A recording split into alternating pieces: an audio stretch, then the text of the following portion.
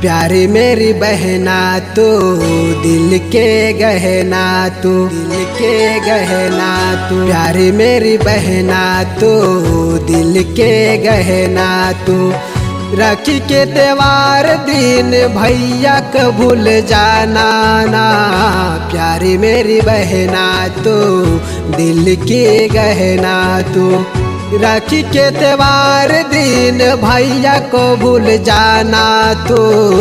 प्यारी मेरी बहना तू दिल की गहना तू।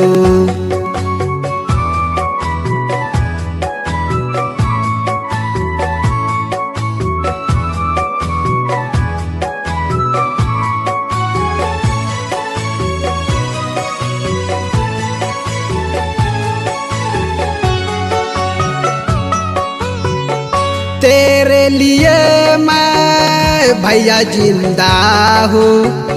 फूल से मेरी छोटी गुड़िया तू, फूल से मेरी छोटी गुड़िया तू।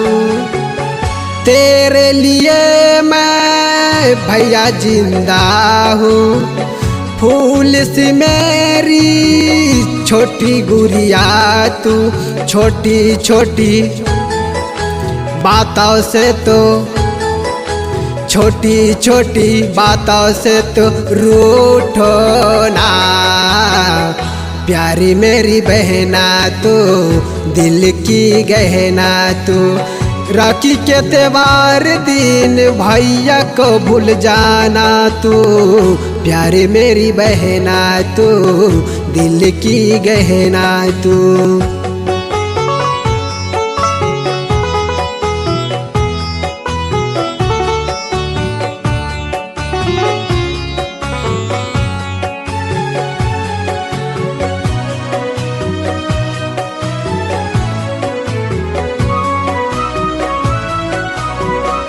ए आंसू ना देख सकूंगा, हंस के बहिना मैं रो दूंगा।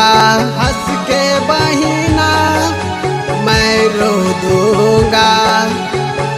ए आंसू ना देख सकूंगा, हंस के बहिना मैं रो दूंगा।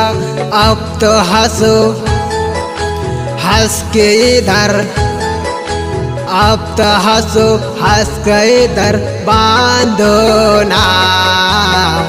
प्यारी मेरी बहना तू दिल के गहना तू। राखी के त्योहार दिन बम बम को भूल जाना ना। प्यारी मेरी बहना तू दिल की गहना तू। प्यारी मेरी बहना तू दिल की गहना तू। हो ला ला ला ला ला ला ला ला ला ला ला ला ला ला।